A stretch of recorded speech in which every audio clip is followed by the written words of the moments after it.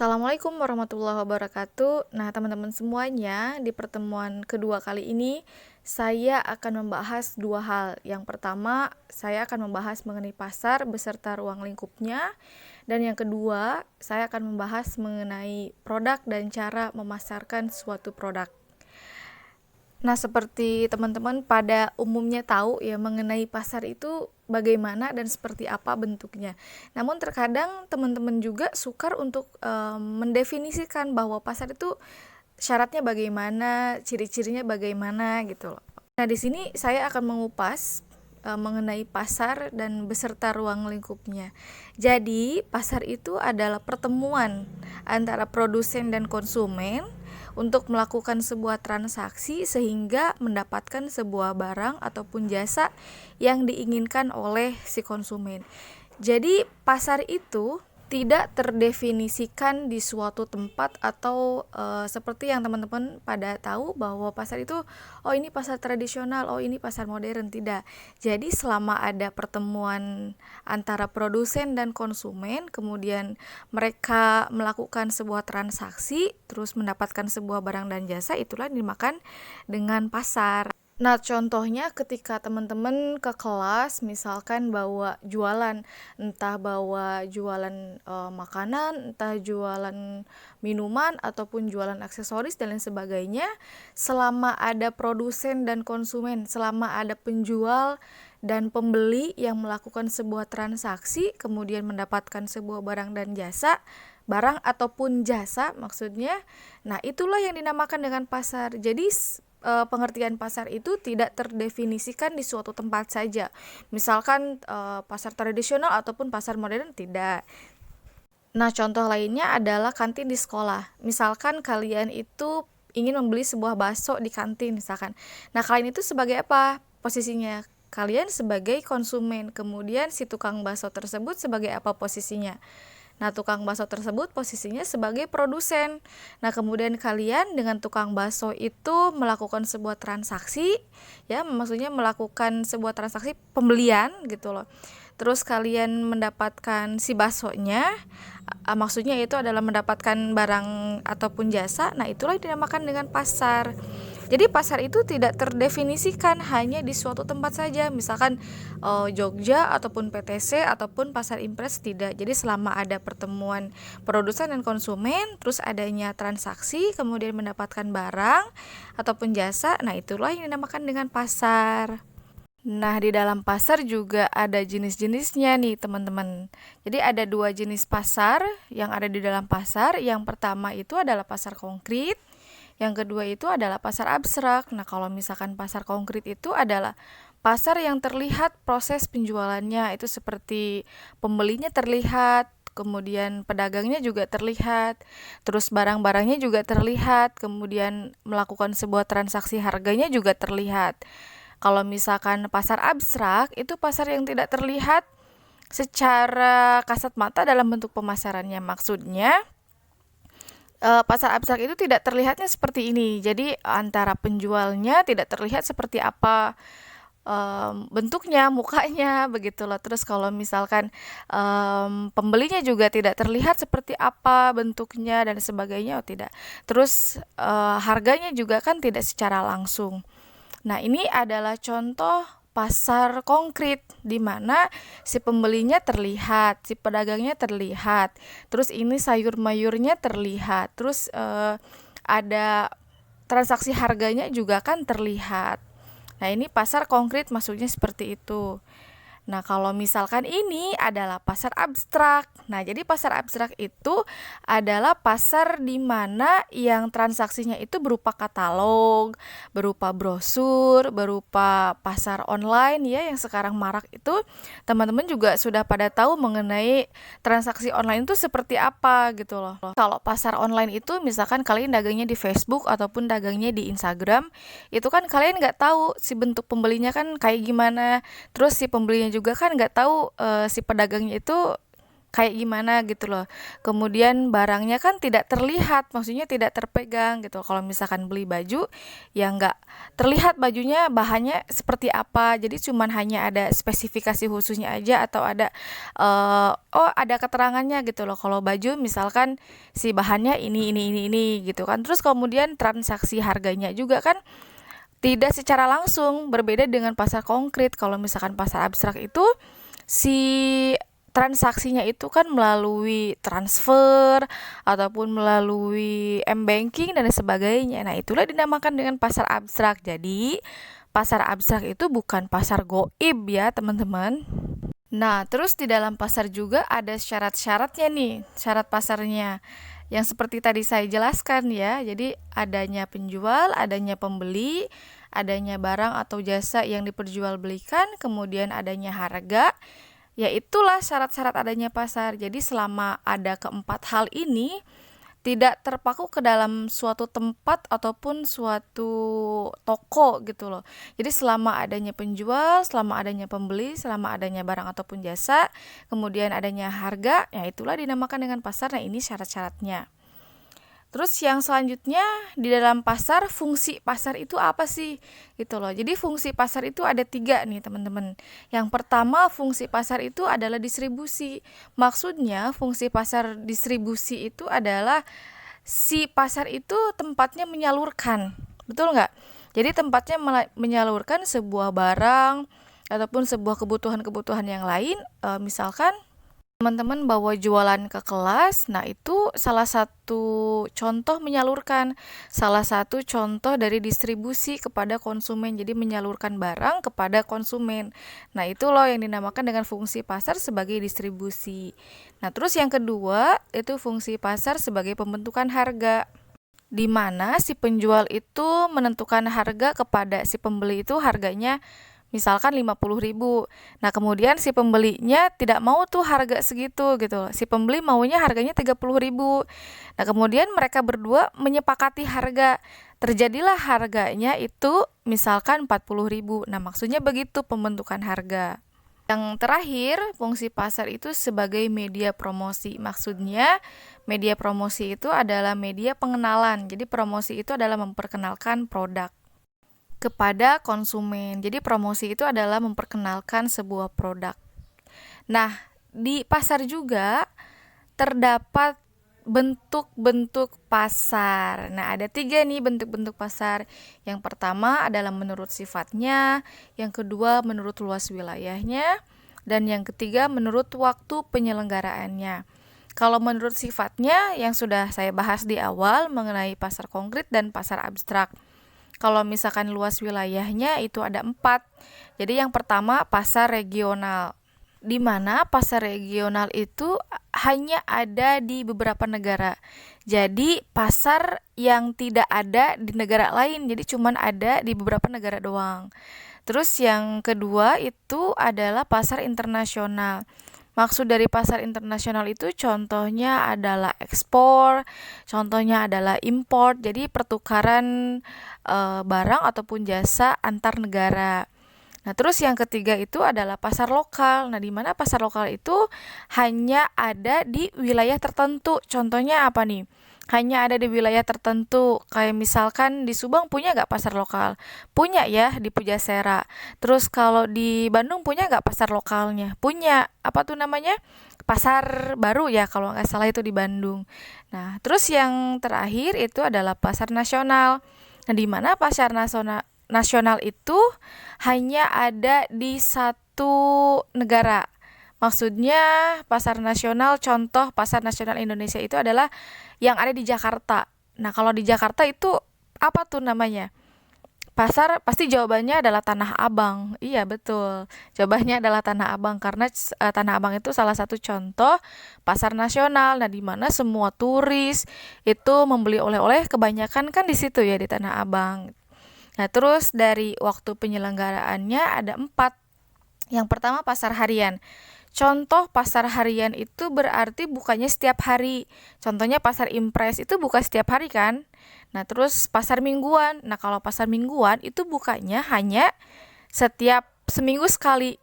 Contohnya pasar malam. Kalau di saya itu biasanya malam Sabtu. Mungkin di teman-teman ada yang malam Minggu doang, ada yang malam Senin doang, ada yang malam Selasaan doang, ataupun lebih seramnya malam Jumat gitu loh. Nah, itu dinamakan pasar mingguan. Terus kalau misalkan pasar bulanan itu bukanya hanya sebulan sekali. Nah, terus yang keempat itu adalah pasar tahunan, yang dimana pasar tahunan itu bukanya hanya setahun sekali. Di Pamanukan ada tuh ya yang pasar tahunan, contohnya ketika mau Lebaran Idul Fitri. Nah, biasanya kan suka ada pasar tumpah namanya ya. Nah, itulah yang dinamakan dengan pasar tahunan. Jadi bukanya itu hanya setahun sekali. Nah, kalian sudah tahu tuh mengenai pasar itu seperti apa definisinya, kemudian jenis-jenisnya, kemudian bentuk-bentuknya. Nah, kalau misalkan teman-teman sudah paham mengenai pasar beserta ruang lingkupnya, nah, saya akan membahas mengenai sebuah produk di dalam pasar itu agar menarik si pembeli atau menarik si konsumen. Saya contohkan begini, ini ada pedagang sayur, kemudian ada pembelinya. Nah, si pedagang itu mempunyai PR yang sangat berat gitu loh, di mana si pedagang sayur tersebut harus menarik konsumen gitu loh, harus menarik si pembelinya itu seperti apa, dengan contohnya dengan cara sayurnya itu harus seger-seger, terus cabenya harus seger-seger, nggak ada yang busuk. Kalau misalkan si cabenya busuk ataupun sayurnya tidak menarik ataupun sudah layu, apakah si konsumen itu tertarik kepada si pedagang tersebut? Jawabannya adalah tidak. Karena konsumen itu tidak membutuhkan suatu sayur yang layu ataupun suatu sayur yang busuk diperjualbelikan. Jadi intinya seorang wirausaha yang berhasil atau seorang penjual yang berhasil itu adalah ketika si konsumen tidak memikir dua kali untuk membeli produk tersebut. Jadi kalau misalkan si produk sayurnya itu seger-seger, bagus-bagus, terus apa namanya, gembul-gembul terus seger-seger, nah saya yakin si konsumen tidak akan berpikir dua kali untuk membelinya gitu loh. Paham ya? Kalau misalkan sudah paham, saya akan lanjut ke pembahasan yang kedua, yaitu mengenai sebuah produk. Nah, di pasar itu kan ada syarat-syaratnya ya. Syarat-syaratnya salah satunya harus adanya barang ataupun jasa. Nah, maksud barang ataupun jasa itu adalah sebuah produk tuh ya. Nah, pembahasan kali ini yaitu mengenai memasarkan suatu produk itu ada 7 agar menarik perhatian si konsumen. Salah satu langkah untuk memasarkan suatu produk yang menarik untuk konsumen itu adalah riset pasar. Nah, di mana riset pasar itu adalah analisis atau survei sebelum membuat produk dan memasarkan produk. Nah, jadi si riset pasar itu tujuannya apa tuh? Tujuannya adalah untuk melihat si konsumen tersebut itu ketika membeli di sebuah pasar, ataukah membeli kebutuhankah atau membeli keinginankah gitu. Jadi lebih banyak mana antara kebutuhan ataupun keinginan. Nah, terus yang kedua adalah analisa kebutuhan. Analisa kebutuhan itu ada 4 macam. Yang pertama adalah need itu adalah kebutuhan yang seperti saya tadi jelaskan. Terus yang kedua adalah want atau keinginan. Terus yang ketiga adalah supply, terus yang keempat adalah demand. Nah, itu analisa kebutuhan. Terus yang ketiga itu adalah menentukan produk keunggulan. Nah, setelah melakukan riset pasar, kemudian menentukan analisa kebutuhan, maksudnya setelah riset pasar itu kita tahu, oh ternyata si konsumen tersebut banyak membelinya keinginan gitu loh. Nah, di analisa kebutuhan berarti produk yang akan dijual itu adalah berupa keinginan misalkan. Nah, barulah di tahap ketiga itu si pemasar atau si marketer menentukan produk keunggulan. Setelah tahu riset pasar, kemudian setelah tahu bahwa si konsumen tersebut atau konsumen sekarang kebanyakan lebih membeli keinginan, nah si marketer PR-nya adalah yang nomor 3 di step ketiga, di langkah ketiga itu akan menentukan sebuah produk yang akan dijual. Nah, contohnya adalah misalkan si marketer menjualkan atau membuat sebuah baju.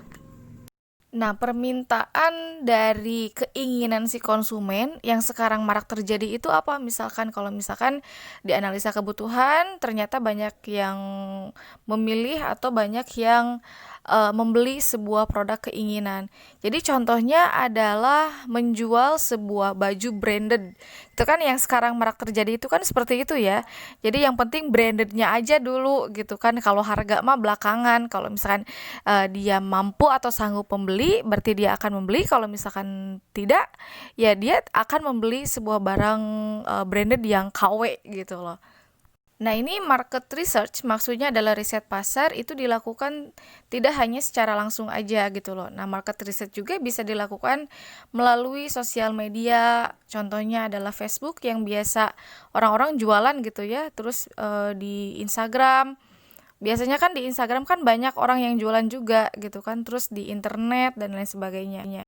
Nah, contohnya ketika kalian melakukan market research di sosial media, salah satunya di Facebook. Kenapa?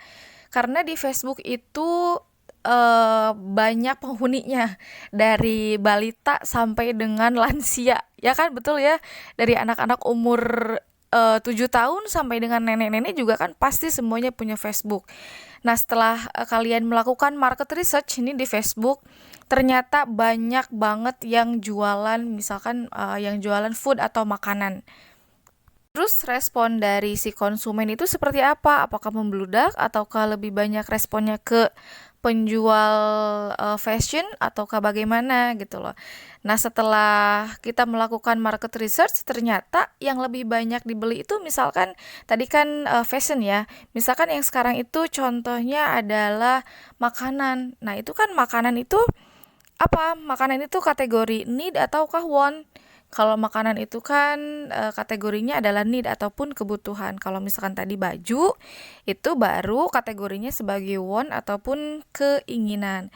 Paham nggak setelah market research kemudian menentukan kebutuhan atau keinginan yang akan diperjualbelikan? Nah, selanjutnya si marketer akan memasuki tahap yang ketiga. Ini salah satu contohnya dari produk kakak kelas kalian. Nah, si marketer menentukan produk yang akan dijual itu adalah sebuah minuman, gitu loh. Karena hasil dari riset pasar ternyata orang-orang itu banyak yang membutuhkan sebuah makanan ataupun minuman, gitu loh. Nah, si marketer setelah menentukan riset pasar, setelah menentukan analisa kebutuhan, saya akan jual ini nih gitu loh, ini nih kayaknya menarik gitu loh di sebuah kalangan konsumen yang sekarang marak terjadi gitu kan. Setelah menentukan sebuah produk yang akan dijual belikan, nah si marketer itu harus menentukan segmentasi konsumennya. Jadi segmentasi konsumen itu ada 3 tahapan, ada high, ada middle, ada low. Kalau high itu adalah kalangan atas, kalau middle itu adalah kalangan tengah, sedangkan low itu adalah kalangan bawah. Jadi kenapa si marketer itu setelah menentukan produk itu harus mensegmentasikan. Jadi segmentasi itu adalah membagi-bagi golongan atau kelompok dengan tujuan agar produk itu terjual secara efisien atau secara tertujunya jelas gitu loh. Jadi contohnya begini. Contohnya ketika tadi marketer sudah menentukan produknya itu adalah menjual minuman dengan harga 15.000 misalkan. Kalau misalkan harga 15.000 itu kita jual ke anak SD, kira-kira laku nggak? Anak SD itu notabene bekalnya dari berapa sampai berapa? Kalau anak SD itu kan rata-rata bekalnya dari 3.000 sampai dengan 7.000. Kalau misalkan kita jual ke anak SD, kira-kira akan laku nggak? Jelas tidak akan laku. Kenapa? Karena bekal anak SD itu kurang dari 15.000 gitu loh. Jadi bekalnya hanya 3.000 sampai 7.000. Kalau si minuman tersebut dijual ke anak-anak SMA gimana? Akan laku nggak? Anak SMA itu biasanya bekalnya dari 10.000 sampai dengan 50.000. Nah, kalau misalkan kita jual si minuman tersebut ke anak SMA, itu jelas akan laku. Nah, itulah maksudnya dinamakan dengan segmentasi. Jadi segmentasi itu adalah membagi-bagi ataupun menggolongkan konsumen, bukan berarti mengkastakan ya, berbeda. Tujuannya itu agar si penjualan kita itu tertuju kepada secara tepat gitu loh. Jadi tertuju secara efisien, secara efektif. Selanjutnya, setelah marketer menentukan segmentasi konsumen, nah marketer harus melakukan langkah yang kelima, yaitu di pengolahan bahan. Jadi di pengolahan bahan itu ada faktor produksi. Nah, ini 6 itu adalah faktor produksi ya. Faktor produksi itu terdiri dari 6M. Yang pertama adalah manusia. Maksud dari manusia itu adalah dari si marketernya, jadi yang membuat si bahan-bahan tersebut yang dijadikan sebagai sebuah produk. Terus yang kedua itu adalah metode atau cara pembuatan. Terus yang ketiga itu adalah material atau bahan-bahannya seperti apa. Terus yang keempat itu adalah mesin atau alat produksi. Terus yang kelima itu adalah money. Maksud money itu adalah modal. Terus yang keenam adalah market, maksudnya adalah pasar. Oke, contohnya seperti ini man ya. Jadi manusia yang akan menjual belikan si produk tersebut yang sudah dianalisis. Nah, terus tahap yang selanjutnya adalah cara pembuatannya seperti apa. Nah, ini contohnya adalah cara membuat tempe adalah seperti ini. Kemudian ya, ini langkah-langkahnya dari proses pembuatan tempe seperti apa dari awal sampai dengan akhir. Nah, terus ke alat dan bahan. Jadi alat bahan untuk membuat tempe itu adalah seperti ini. Bahannya apa aja, kemudian alat yang dipergunakan untuk membuat tempe itu apa aja. Terus yang selanjutnya adalah money ataupun modal. Terus yang selanjutnya, ini yang terakhir, itu adalah market ataupun pasar. Jadi produk yang akan kita jual itu dipasarkannya lewat mana? Ataukah secara offline ataukah secara online? Nah, yang selanjutnya seorang marketer lakukan ketika memasarkan sebuah produk itu adalah menentukan sebuah packaging. Nah, ini bagian ke-6, langkah ke-6. Jadi di packaging itu yang harus kalian garis bawahi, yang pertama adalah kemasan yang menarik. Kemasan yang menarik bukan berarti kemasan yang mahal ya. Tolong digaris bawahi. Terus yang kedua, branding yang mudah diingat. Jadi branding itu adalah sebuah nama produk yang mudah diingat. Jadi jangan susah-susah. Kalau misalkan di packaging ya, kalau misalkan membuat branding itu jangan susah. Namanya jangan susah-susah. Jadi yang harus mudah diingat. Sebelum memasarkan sebuah produk harus melakukan masa uji coba expire. Jadi expire-nya tahan si produk tersebut tahan berapa lama kalau misalkan di luar ruangan, kalau di dalam ruangan itu tahannya berapa lama. Terus yang selanjutnya itu adalah di packaging itu menyertakan stiker produk. Kenapa harus ada stiker? Karena adanya sebuah tanda pengenal produk gitu loh. Terus yang terakhir adalah menentukan harga pokok produk atau HPP.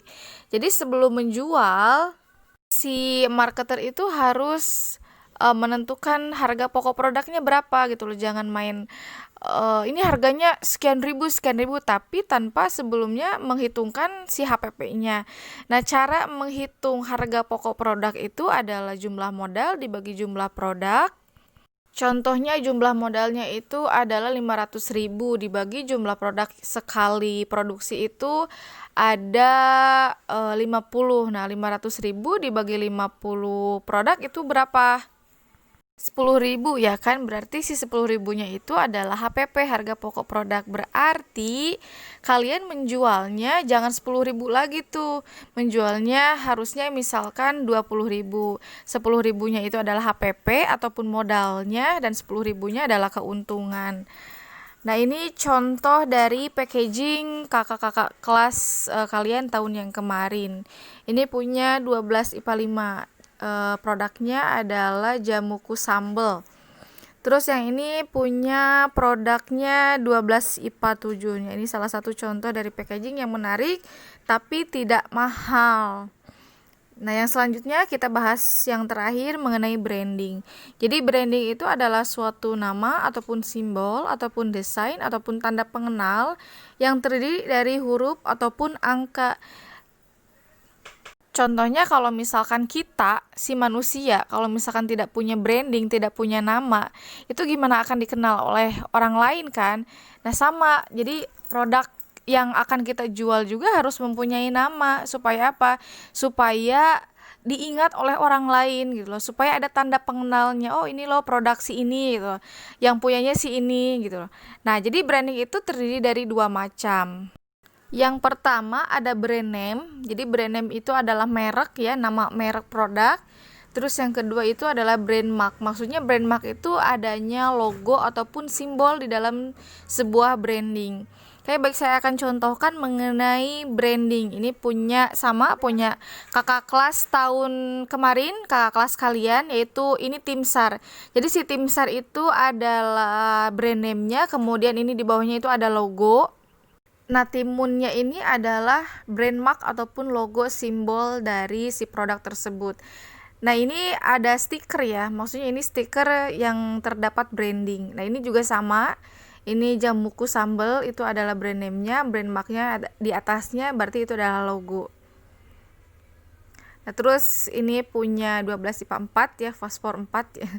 Ada bibir mercon, itu nama brand name-nya, kemudian brand mark-nya berarti belum dicantumkan. Jadi begitu mengenai branding.